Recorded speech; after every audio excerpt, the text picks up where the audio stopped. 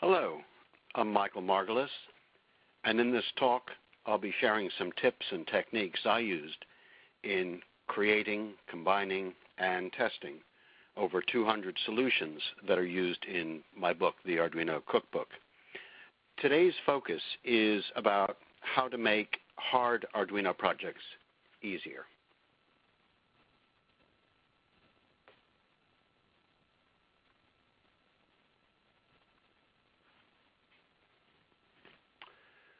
What we will cover is planning and implementing a project, some tips on how to get the best out of the Arduino software environment. We'll be looking at libraries and how to create them. And I will talk a little bit about some of the hidden hardware resources that are available on the Arduino chip that are not exposed in the Arduino development environment, but which you can access from an Arduino sketch. And finally, we'll open up to questions and answers you have on this content or anything Arduino related. In order to ensure that this talk is relevant to your needs, what I'd like to do is to ask you some questions to find out your experience. So what you will see shortly, I hope, is a poll which asks you some questions about the experience that you've had with Arduino. And while that is coming up, and Yasmina, perhaps you can help that along, I will read out some of the questions. I'm looking to see whether you consider yourself an intermediate or advanced Arduino user. There's the hopefully the poll has come up. And if you have a complex project in mind that you want to build, tick that box. Whether you've finished it or just thinking about it, if you do have something in mind, please tick that box. If you own the Arduino Cookbook, please tick that box. If you consider yourself an intermediate or advanced Arduino user, tick that box. If you've looked through the Arduino chip datasheet, have a tick of that box. I'm not going to ask questions on the 300 pages of content, but I'd be interested to know how many people that are listening to this call have actually had a look through it. If you've created an Arduino library or have added functionality to an existing library, tick that box. And if you're a professional software engineer, tick that box. And if when you're done, you can submit the answer.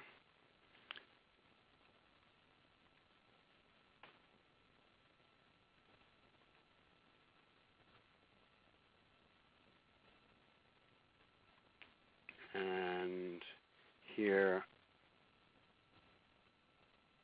is the result, which you'll shortly see on your screen. While that's waiting to come up, it looks like a number of you have a complex project in mind. I'm pleased to say lots of you have the cookbook. About a quarter of, there's the results, about a quarter of you or so have the, consider yourselves intermediate or advanced. Most of the people on this call have the pleasure of being introduced to the Arduino datasheet to come, so we'll talk about that. And we'll also look at how easy it is to create a library. The majority of you are not professional software engineers, so a lot of the content on this call will be to try to give you some of the tips and techniques that professional software engineers pick up in their job, which can help simplify building Arduino projects.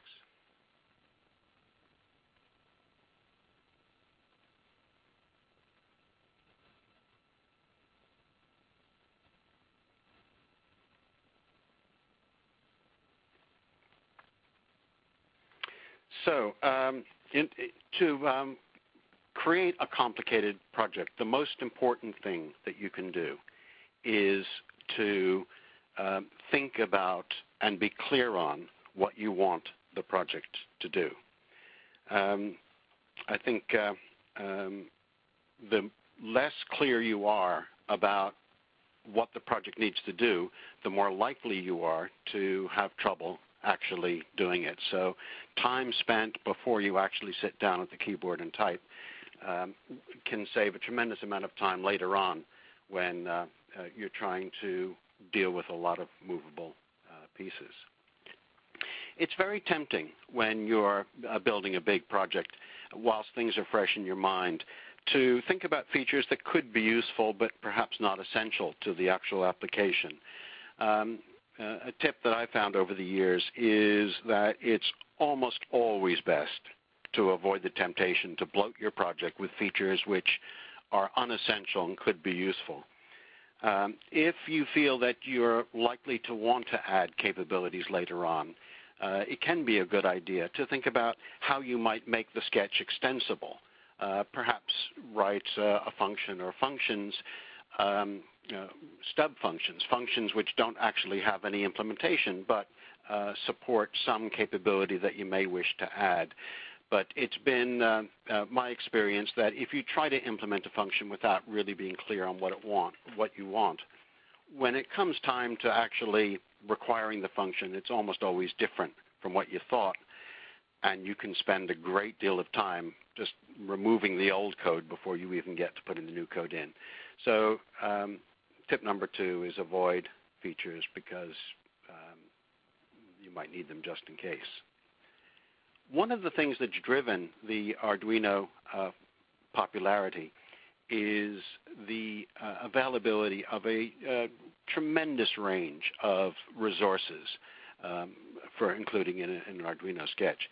And what attracted me to the Arduino platform was a project which was quite complicated, but it needed a number of parts which were not essential to the creative bit that I wanted to add.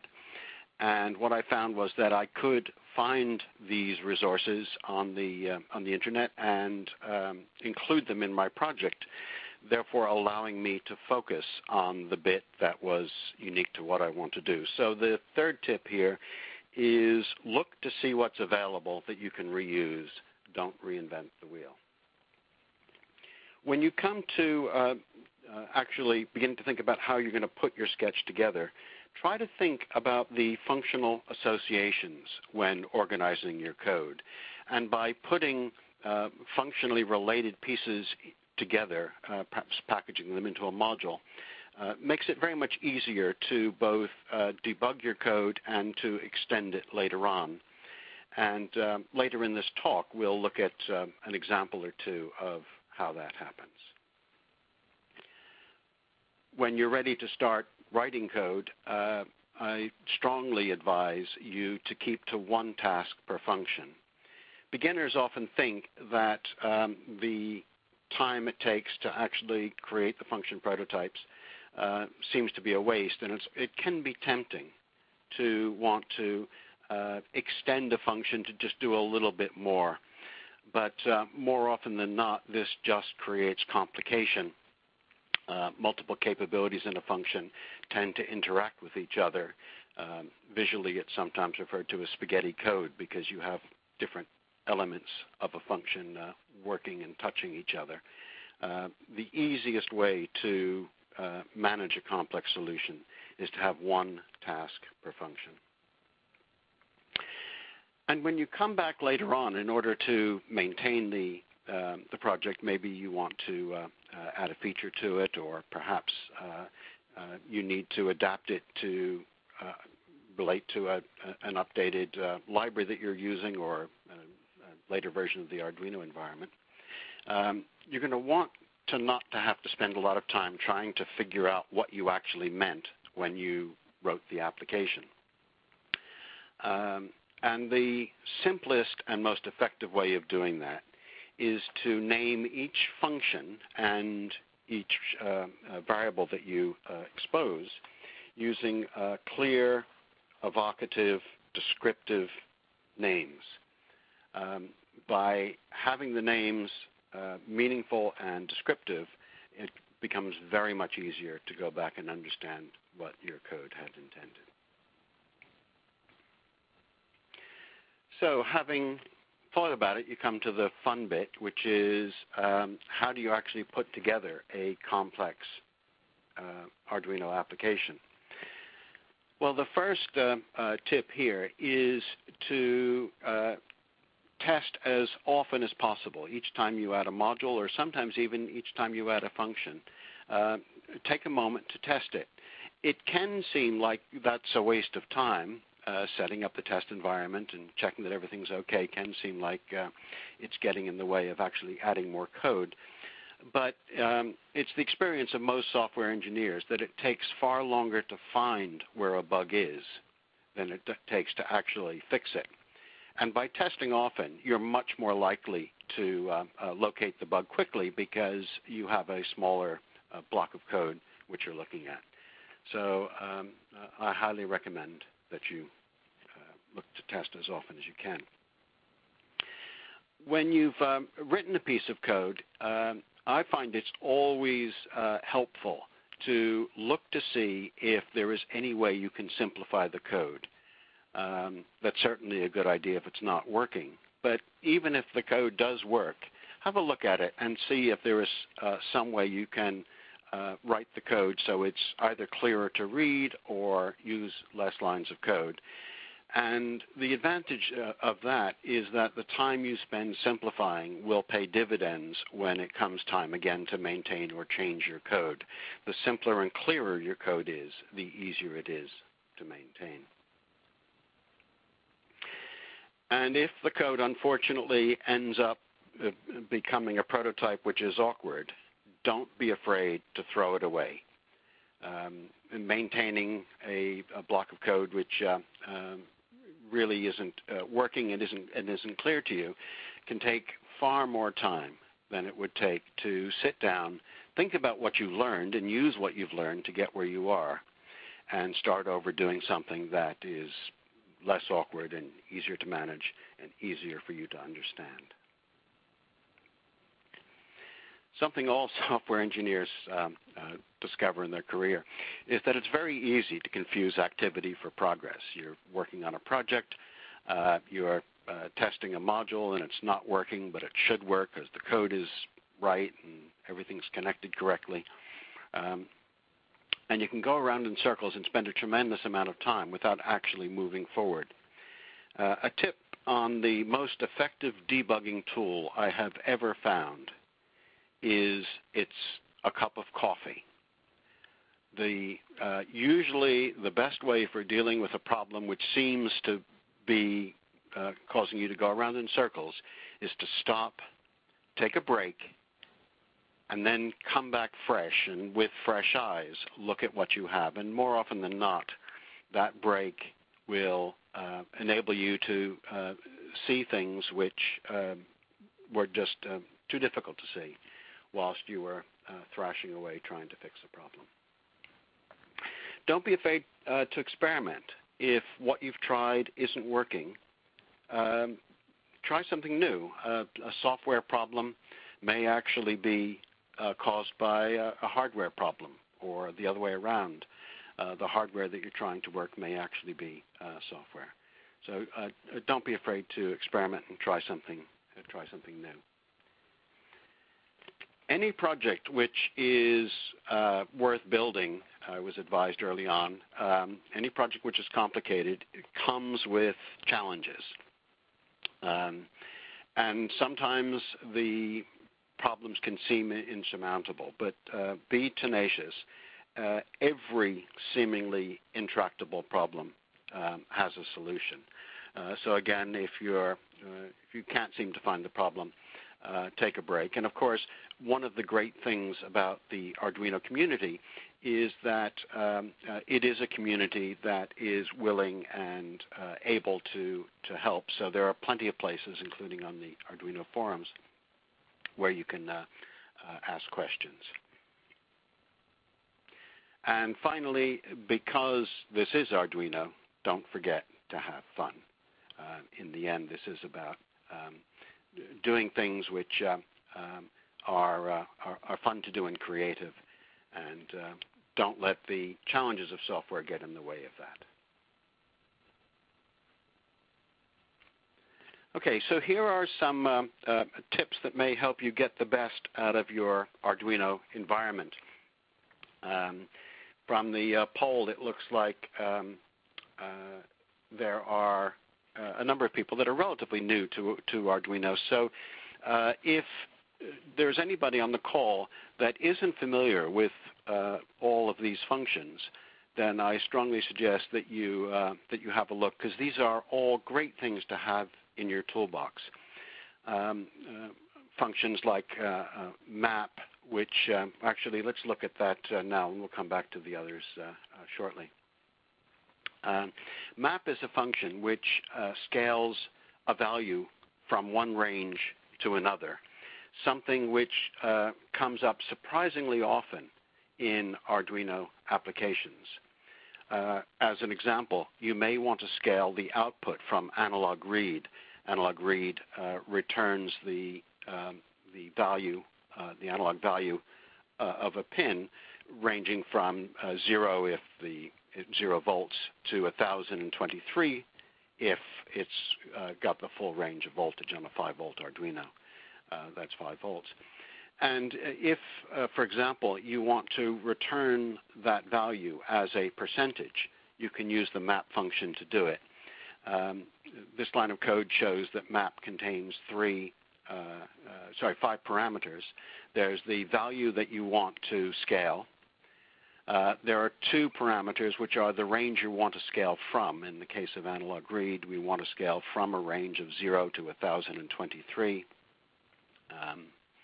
And the last 2 parameters are the range you want to scale to, in this example, 0 to 100%. And that line of code will fill the variable percent with a value from 0 to 100 as a percentage of the range from analog read. I'll give another example, which is a little bit more complicated. But before I show the solution, let me ask you to think about how you might write the code to solve this problem. You have a battery, say a 1.5-volt battery connected to an analog pin, and you want to convert the reading from the analog pin to a voltage, say displayed in millivolts. And you also want to display the capacity of the battery. Let's say the battery is full at 1.5 volts or 1500 millivolts, and that it's empty at 1 volt, 1000 millivolts. So what you want to do is to read and display the battery voltage, and you want to display the percentage capacity associated with that voltage. Now, if you weren't thinking about using map, then I have a pleasant surprise, because here is the solution. The code using map is basically consists of really just a few lines of code.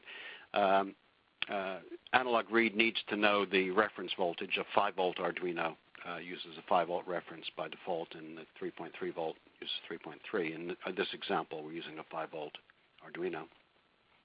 So the first line stores the result of an analog read on a given pin into a variable called val. The second line scales the value of val using map from a range of 0 to 1023, which is the range of analog read, to a range of 0 to the reference voltage, which in this case is 5000 millivolts, 5 volts. So the variable MV will be equal to the voltage in millivolts. And the last line of that code scales the value in millivolts to our battery capacity. Millivolts is scaled from a range of 1000 millivolts to 1500 millivolts, and that's scaled to a range from 0 to 100.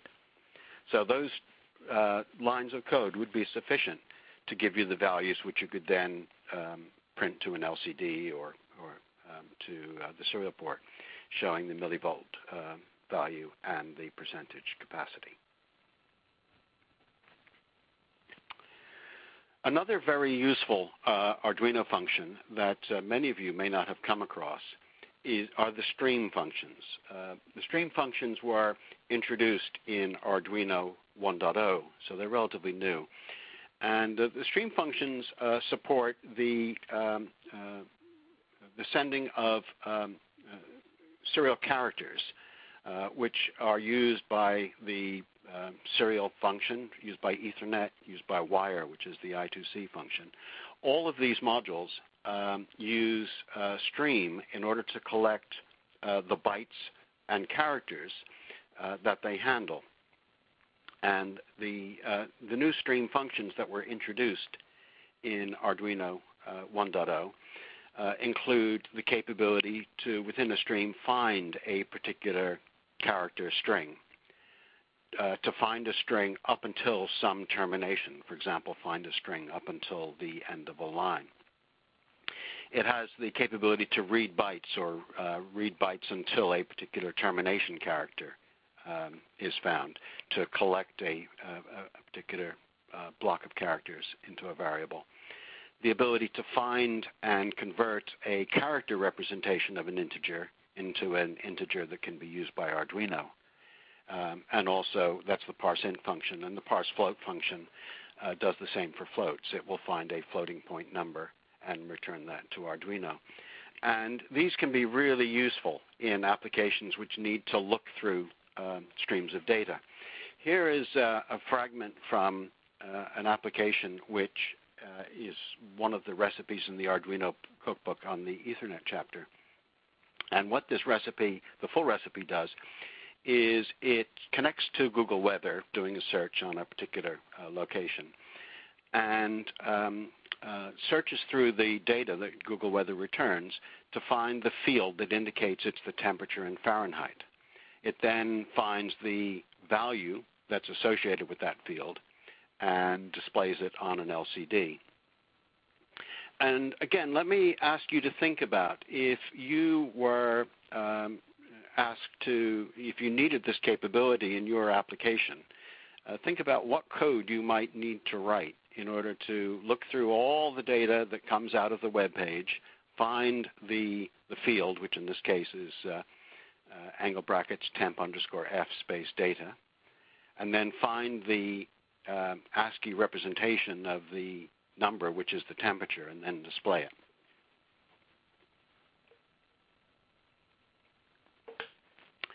And again, if you weren't using map in your solution, you have a pleasant surprise in store, because the following is the only lines of code that you require to do that.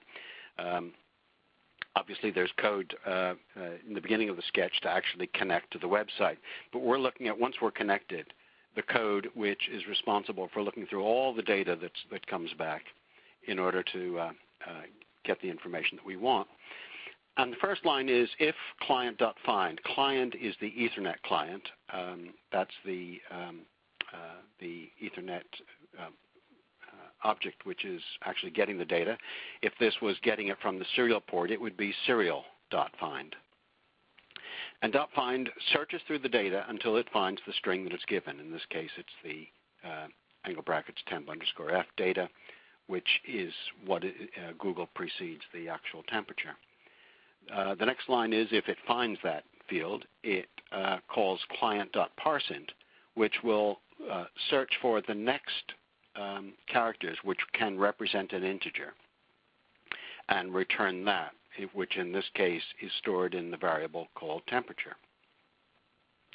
And then the last line prints that value. So those 3 lines of code are all that's required in order to search through characters of data to find a particular string, and then to find an integer associated with the string.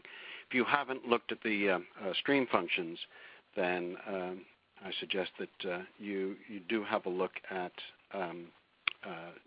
the Arduino reference for those functions. They are very, very useful.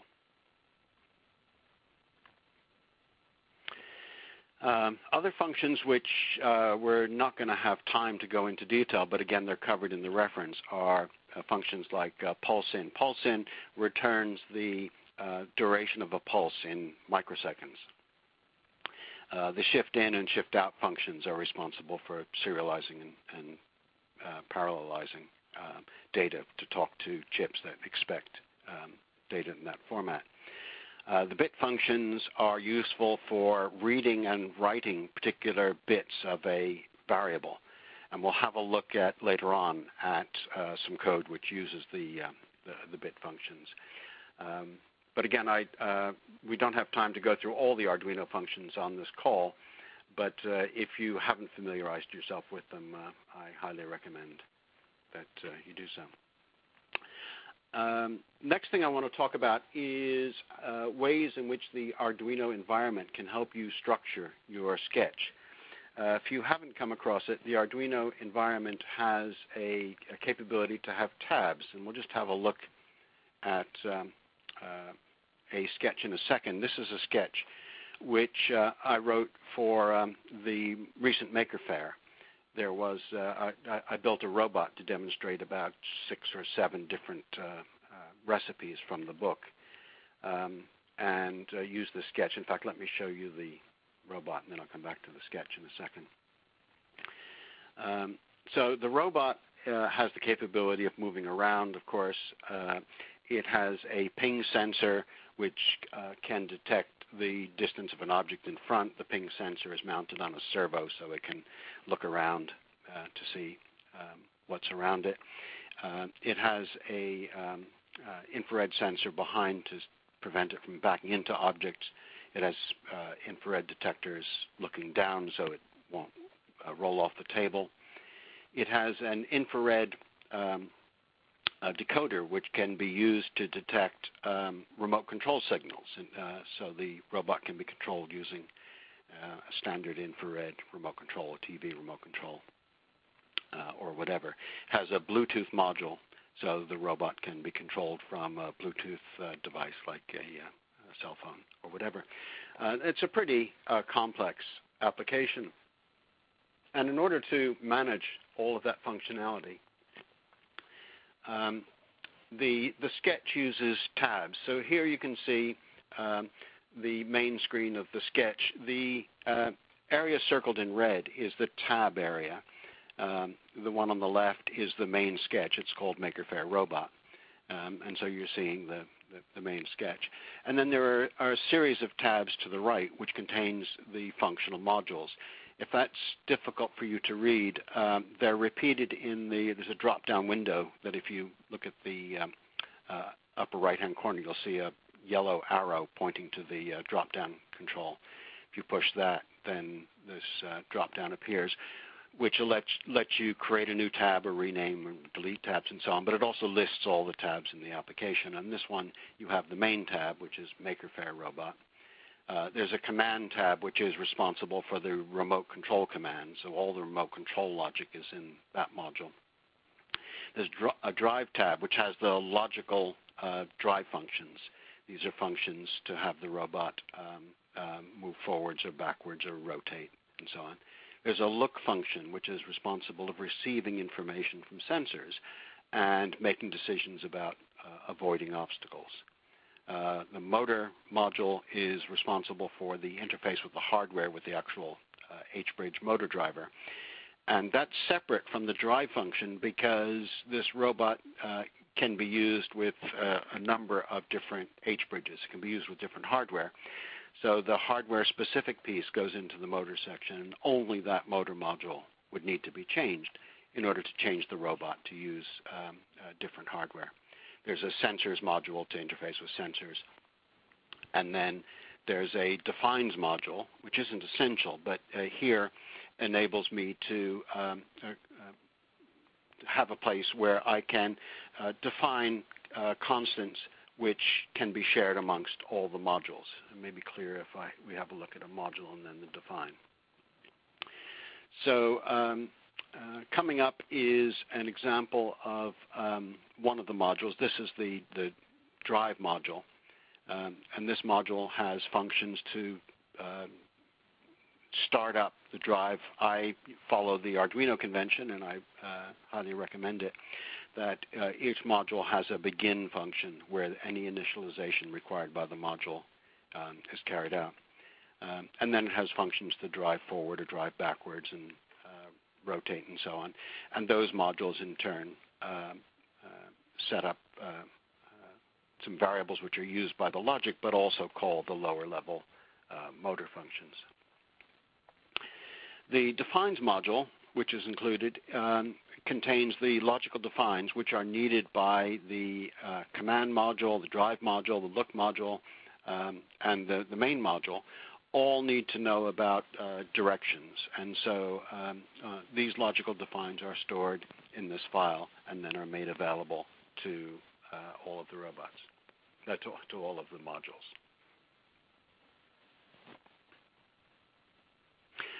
Another way of structuring your code is to use libraries.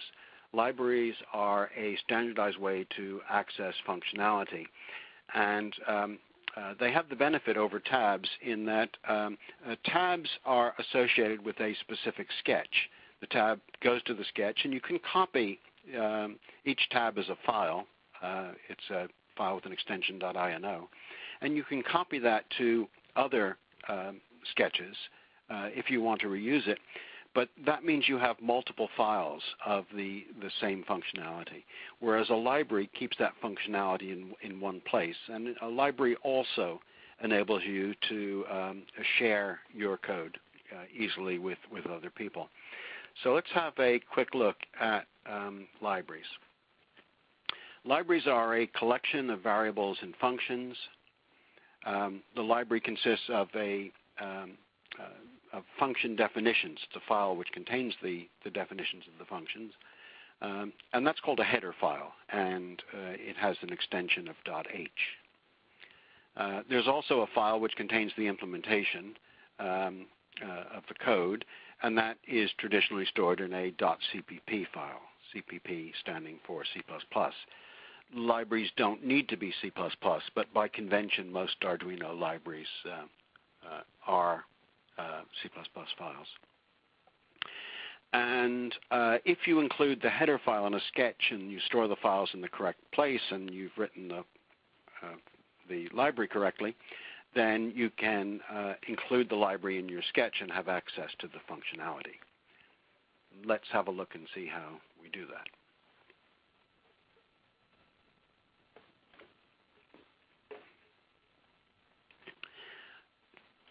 So let's start with a simple application which we'll convert into a library. This is the ubiquitous blink sketch, but in this case we have the blink in a function. So this sketch has a setup function which simply sets a pin as an output.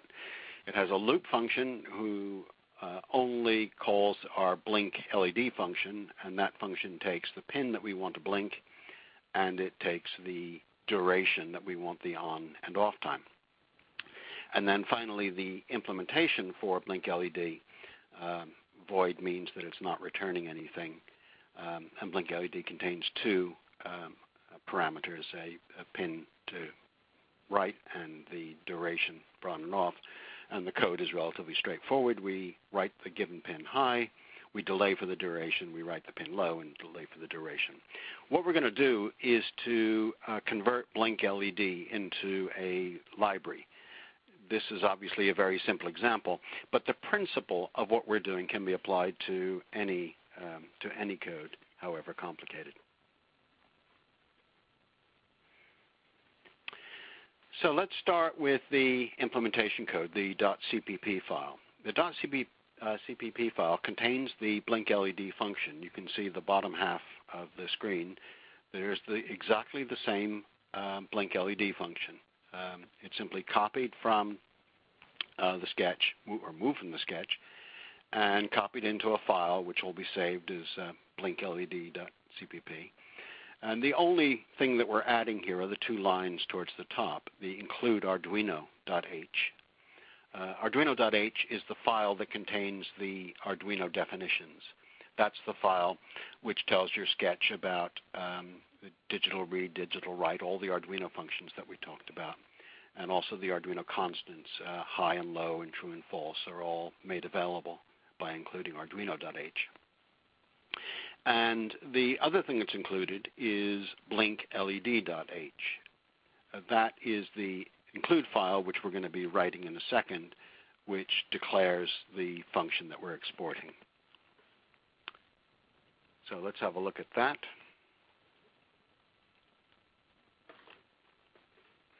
So here is the Blink LED header file. We're going to call it blinkled.h. And it contains a line which also includes Arduino.h. And it contains the first line of our Blink LED implementation with one subtle but vital difference. The header file is the prototype. It's the declaration of the function. It is the thing which tells the sketch what the function is and how to call it, but it's not the implementation. And the way the compiler knows that this is just a prototype, it's just a declaration and not code, is by that semicolon. So the previous file that we looked at, Blink LED, and in the sketch, there was no semicolon at the end because that was the implementation. Here, because it's the header file, we add the semicolon at the end. For the sketch and the development environment to find this, we need to save the file in a specific location. And that location is in the same area where the Arduino sketches are stored. So if you go to your Arduino sketchbook folder, you'll find all the sketches that you've saved. And you will probably find a folder called Libraries, which is where the libraries are stored. If you don't have a libraries directory in your sketchbook directory, then you'll need to create it parallel to your other sketches. And then within that library directory, you create a folder with the name of your library. In our case, it's Blink LED. And inside that folder, we put the two files that we have created. And we're almost ready to use them. It's worth noting that the Arduino development environment only makes a list of the libraries when it starts up. Any libraries that are created when the development environment is running are ignored until the next time it's started. So if you're creating a library, after you've created it, close down your IDE, close down the development environment, and then restart it again. And it will then find the library, assuming that the files have been created correctly, and you can import it into your sketch. So here comes the sketch, and the sketch is very similar to the one that we started with. The difference is that it now includes blinkled.h, which was our header file. This is the prototype that exposes all of the functions, or in this case, function, from our library. The void setup function is exactly the same. The void loop function is exactly the same. And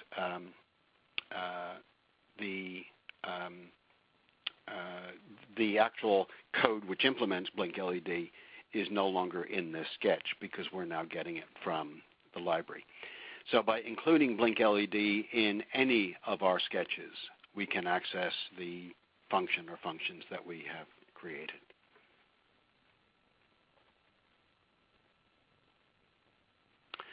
Okay, let's move on to a bit of magic that seems to be attractive to people new to Arduino, because it seems to be giving you something for nothing. Interrupts are a capability of the chip which allows it to respond to an event without the sketch code having to explicitly deal with it. The event is handled in hardware. The event may be a pin going high or a pin going low. It may be serial data coming in. And the sketch can respond to this in background. And it can be very useful to ensure that you don't miss events that you might otherwise because you're busy blinking an LED or whatever. And an example of this is a rotary encoder, which sends a series of pulses proportional to its movement. And if you need to know exactly what its position is, you can't afford to miss a pulse. And interrupts here can be very useful to ensure that each pulse transition is detected and handled. But because interrupts do work in background, they can be a debug nightmare. It can be very difficult to solve a problem which involves interrupts simply because your sketch isn't explicitly doing anything with it. So my advice to those that are not already familiar with interrupts is to see if there is a solution to the problem which doesn't require interrupts. And in my experience, 90% of the time, there is a just as good and much simpler solution. And avoid interrupts unless you absolutely have to. Another piece of useful information, if you haven't come across it, is the unexposed hardware capabilities of the Arduino chip. The Arduino development environment is made simple because it follows kind of an 80-20 rule.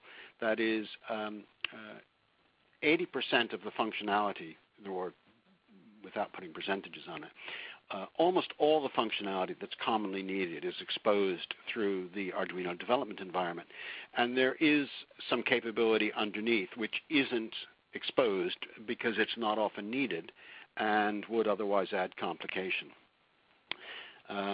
And perhaps 99% of the time you don't require it, but if your application does have a special need for some of these capabilities, it's well worth being available of what the capabilities are. It's nowhere near as easy to use as Arduino capability, but if it's the only way of solving a problem, then it's well worth knowing about. So we don't have time, I think, to go through a lot of these. The comparator is a hardware capability for detecting and triggering an event when a voltage exceeds a certain threshold. You can almost always do that with analog read. You do an analog read and you check it to the threshold and you do something if it achieves it.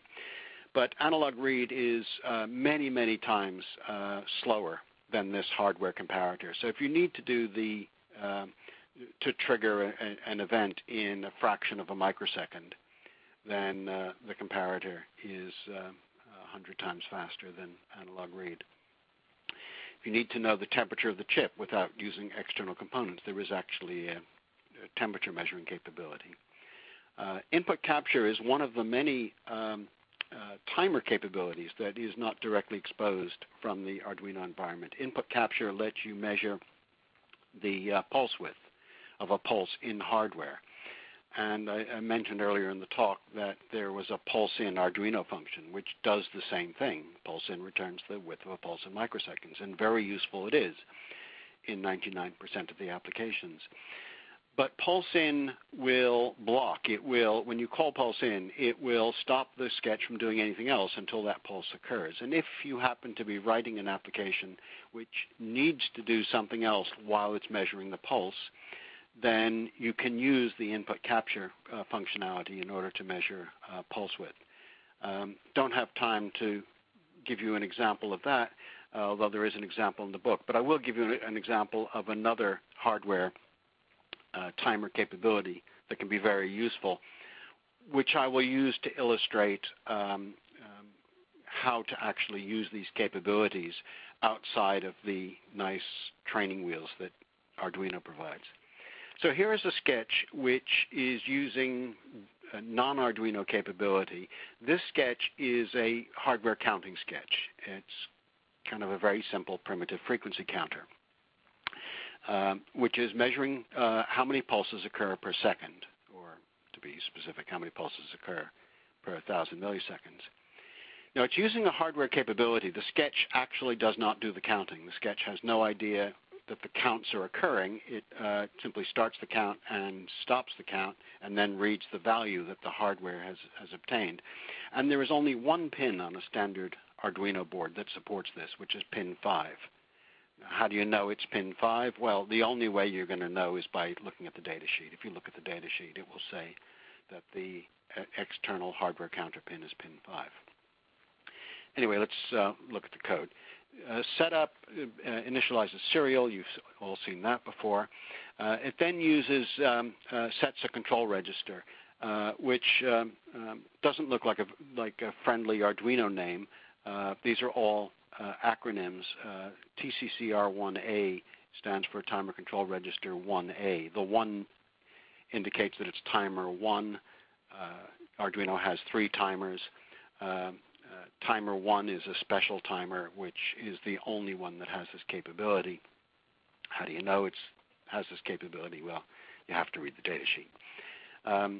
We set this to 0 in order to initialize the system. How do we know we set it to 0? We read the data sheet.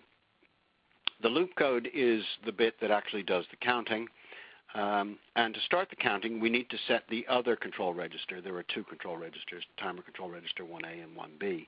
1B is the bit that actually sets the registers, and there's a bit which tells the counter that it's going to be using the external clock source, pin 5, as the source.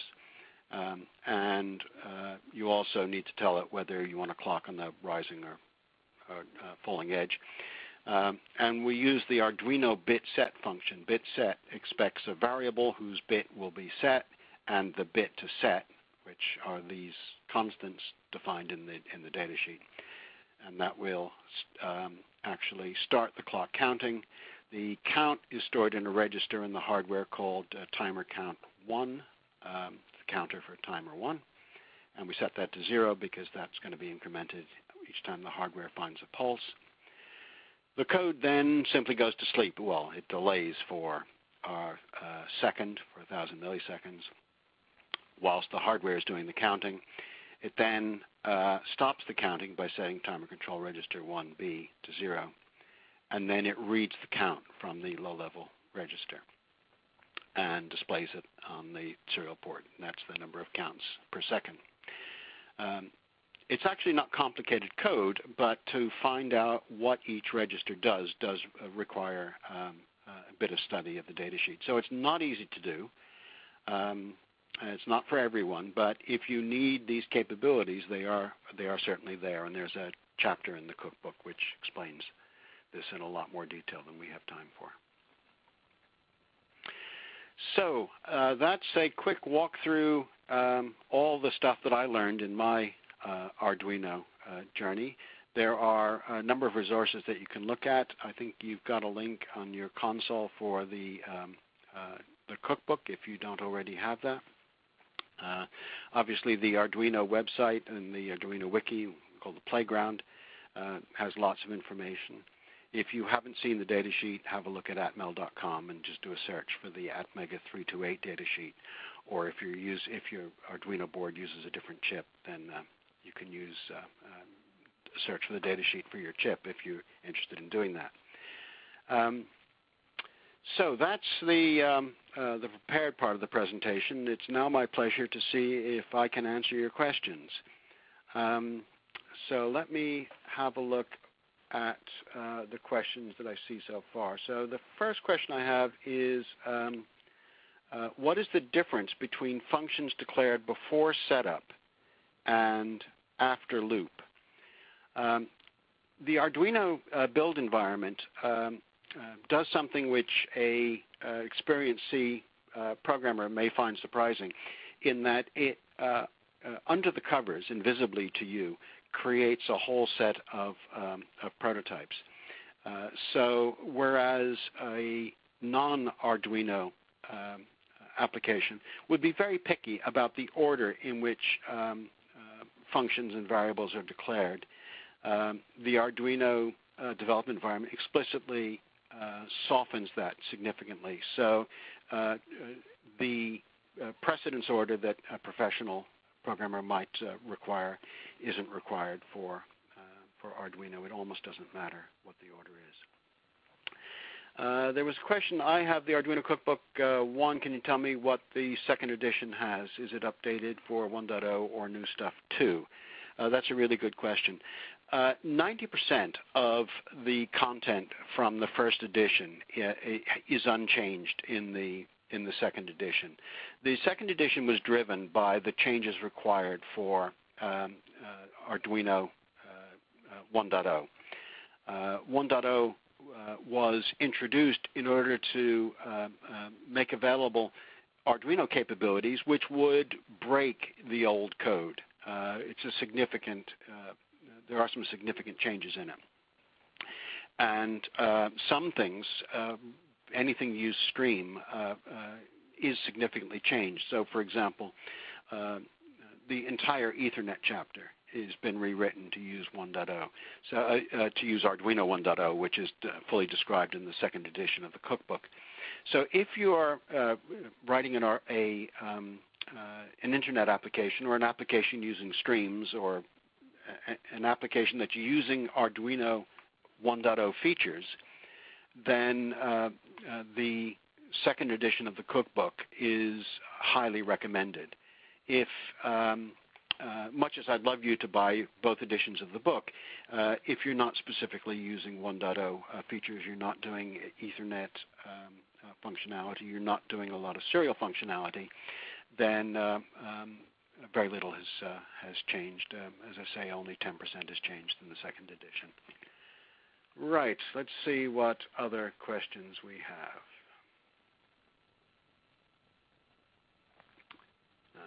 Don't see any questions here, but I'm sure, here we go. Do you recommend using Arduino for professional applications or projects instead of conventional microcontrollers?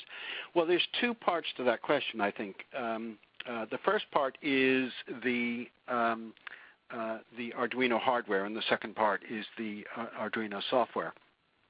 And let me answer it by first saying that there are a number of professional applications, including some that I built, that were developed using both. I have a number of applications that are used in industrial environments which were developed using the Arduino IDE and are based on Arduino hardware, although in most cases there are custom shields that are made, or in some cases even custom boards. But it's certainly possible to do it. There are advantages, however, in a big application of moving off the Arduino environment.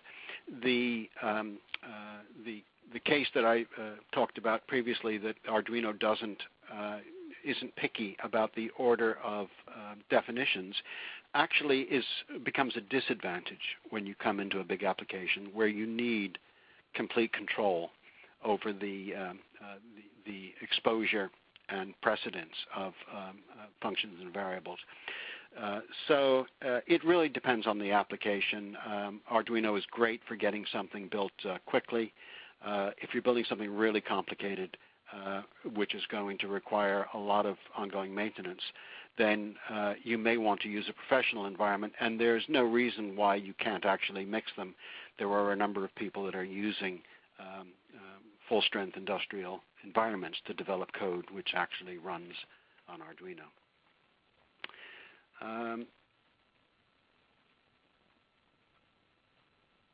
The next question is, what are my recommendations to improve the development system? Arduino IDE is too simple. What do you think about AVR Studio and Visual Micro? The Arduino upgrades are complex and need a lot of time to integrate. This is a question that will take longer than we have on the call to answer, because there are a lot of changes which can be made. The good news is that the Arduino development team are aware of many of these changes. Perhaps they don't come quite as quickly as some of us would like, but the goal of the Arduino team is to ensure that whatever is done isn't going to accidentally break anything that's happened before. As I mentioned in the answer to the previous question, it is actually possible to develop Arduino code outside the Arduino IDE, and a number of people have done this. A search on Google is probably the best way of finding out what is actually supported.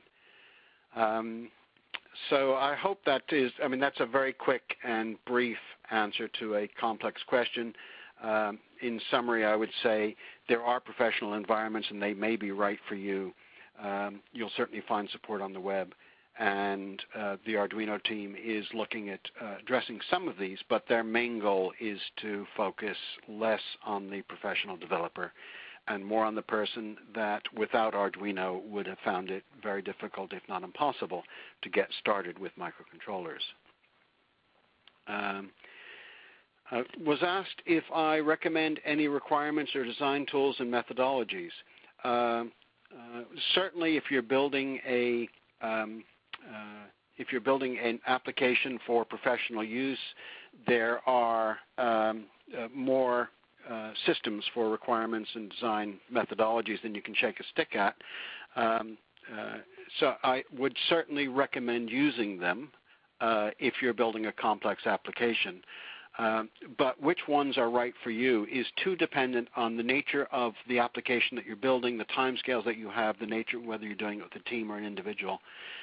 So I don't think it will be possible for me to recommend something specific, but I would certainly look into that if your bent is to have tools to support you. I have to say there's a lot of amazingly good Arduino code that was developed without that. There's some bad stuff too, but if good engineers can do good code with relatively little support. So that's the question, what about threading? Threading is the capability of having more than one task seemingly running at the same time. Typically an operating system is responsible for handling the scheduling for the individual tasks. There is actually some Arduino threading capability. I personally haven't played with it. I think the standard Arduino boards are just a little bit too lightweight to use threading. I'm also not convinced that the Arduino chip itself is the right chip to do threading. More sophisticated 32-bit chips which have natural support for threading are becoming increasingly available. And I think we will, as these chips are embraced by Arduino, we'll see more and more threading support. But I've done all of the complex applications that I've done using the standard Atmega 328 chip have not required threading. They have used what could be described as cooperative multitasking, where the main sketch services multiple routines, and the routines then, when they're done, come back. That's quite a very efficient way of doing things within Arduino. Last year, Arduino announced a Wi-Fi shield. I've been waiting since for it to come out. Any updates, anyone? I'm afraid I'm not the best person to answer that. I have seen a bunch of Wi-Fi shields at Maker Faire. Not entirely sure what the status of the Arduino one is. If anybody wants to add in the chat an answer to that question, and I will try to find an answer to that offline, but I'm afraid I can't give you any more information here. What's the best technique for sending the value of an analog read through USB for use by a desktop application, since it's greater than 1 byte? Yeah, that's a really good question. There are two parts to this, of course. How do you send it and how do you receive it? Almost all of the stuff that I've done for receiving data is done by processing, or processing, as we Americans say. It's a sister development environment to Arduino, designed to run on a PC, and shares some similarity. The language is actually a little bit different. But it's quite easy to migrate. If you haven't looked at processing, it's quite easy to migrate from Arduino to it.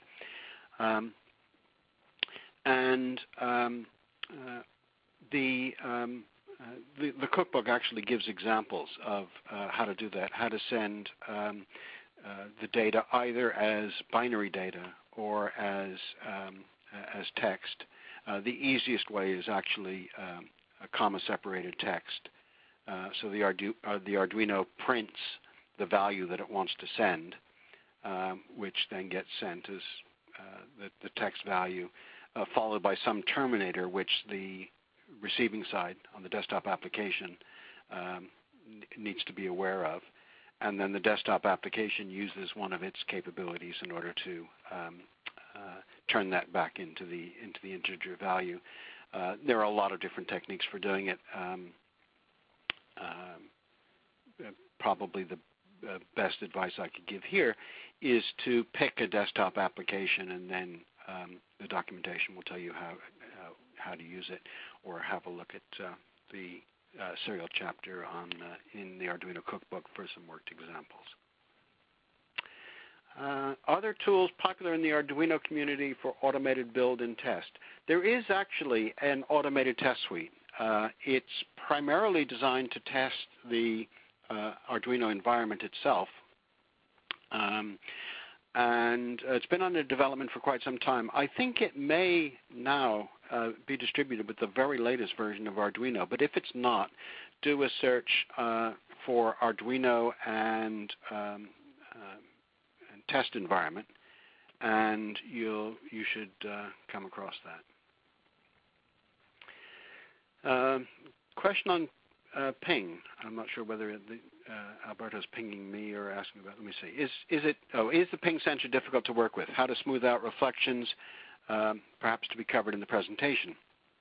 Well, sorry to say we didn't have time to actually talk about how to use ping, but it is relatively easy to use. You basically give ping a pulse, and then you read a value, or you measure a pulse width, which comes back, which is proportional to the distance. The pulse in function that I mentioned a few times in the talk is the easiest way of doing that. And pulse in will return a value in microseconds, and then you can use the map function, which we talked about, to convert the width of the pulse in microseconds and scale that to the distance in either inches or millimeters or centimeters, where that scaling value is given in the data sheet of the ping. So the short answer is it's relatively easy to use, and again, there's a worked example of that in the cookbook. I was asked the question, what is the purpose of the wood around the ping sensor? The wood has two purposes. I kind of liked the way it looked, but the other purpose is that it enables me to screw the servo horns, which attach to the servo, into the wooden holder, and then by just drilling holes in the wood, I just slotted the ping sensor through. So the short answer to that is that it was an easy thing to build, which enabled me to attach both the ping sensor and the servo. Double-sided tape probably wouldn't have looked as nice, but would have worked just as well. What about an Arduino simulator? This has been asked quite a bit. And there are a number of schools of thought about the value of a simulator. One argument is that Arduino is so easy to use, why simulate it, just do it. I have to say that I think for people who are learning, having a simulator that you can play around with could be a good thing. Last time I checked, there was some work on it, but work on doing something that might work as a simulator. But lots of problems as well. And I think the general view of the Arduino community, a little bit hesitant to speak for them, but if memory serves, I think they felt that a simulator was a nice thing to have, but probably not high up enough on their priority list to be something that would happen quite soon. I'm now looking at the clock and see that I've run about 6 minutes over the hour. I'm going to ask Yasmina to come back in and let me know whether we can deal with more questions or whether we should call this to a conclusion. Sure. Thank you, Michael. Folks, we have so many questions that have come in from all of you, and we really do appreciate it. We can have time to answer maybe 2 more questions, and that's all the time we're going to have for questions today. Michael, if you'd like to take another 2, that would be fantastic. Okay, although I think I'm at the bottom of my list, are there more than I am seeing? Are you seeing any more than I've gone through? If you, are you able to click the refresh button? Oh, yes, thank you. That will load them for you. Thank you. Yeah. Right, thank you. So let's see where I was.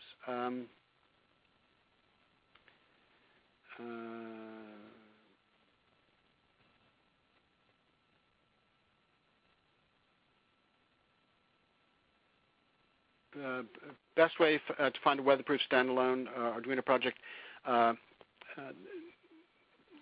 My suggestion here is to do a Google search.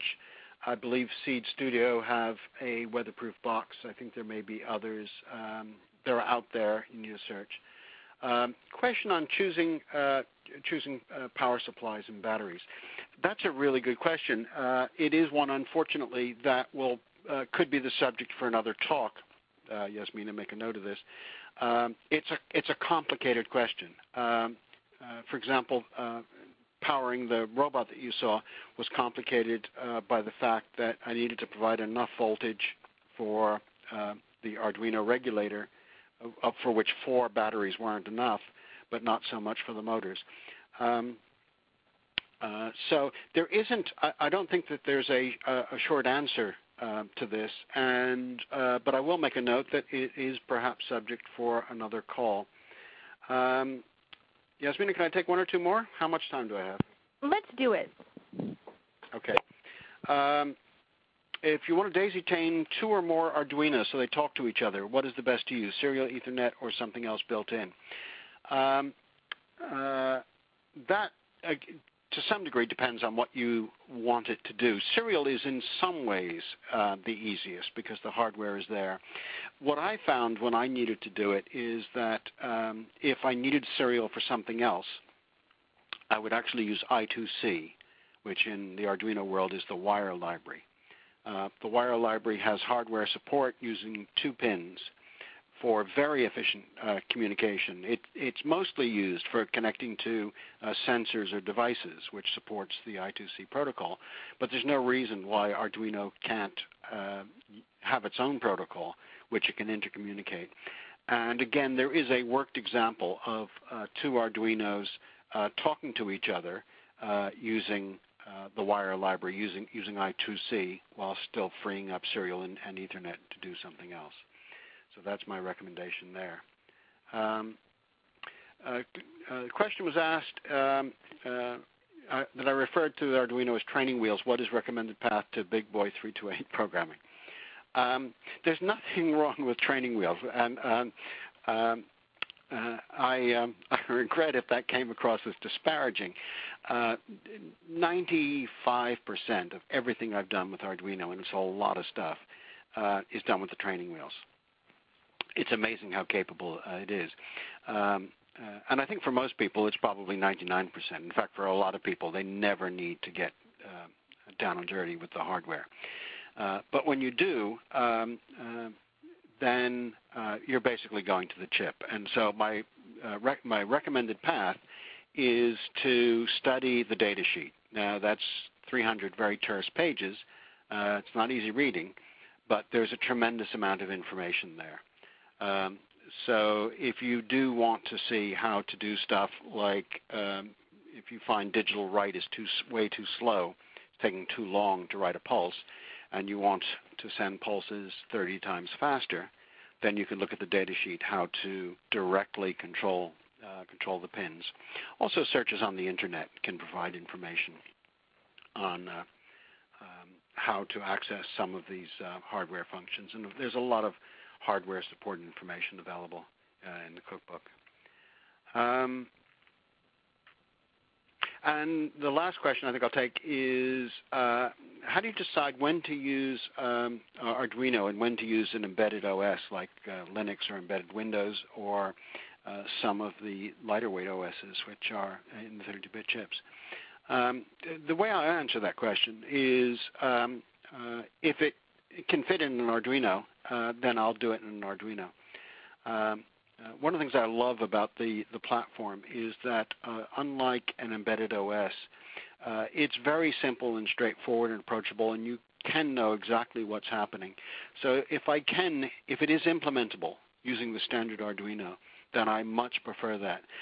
Going with an embedded OS has a number of benefits because it has far more capabilities than Arduino, but it has a tremendous amount of baggage. So if I don't need the capabilities, I stick with Arduino. If I do need the capabilities, then I move to an embedded OS. So, right, I think that's probably, well, Yasmina, come back in again. Can I take a few more? Oh, Michael, looks like we're out of time for questions. Okay. All right, folks, we really appreciate you sending in all those questions, and we just have so much time that we can answer them, but we will try to put another webcast together. You heard Michael. He would be interested to do another one, so we'll get another one together, and check our website, O'Reilly.com, for when that new date will be.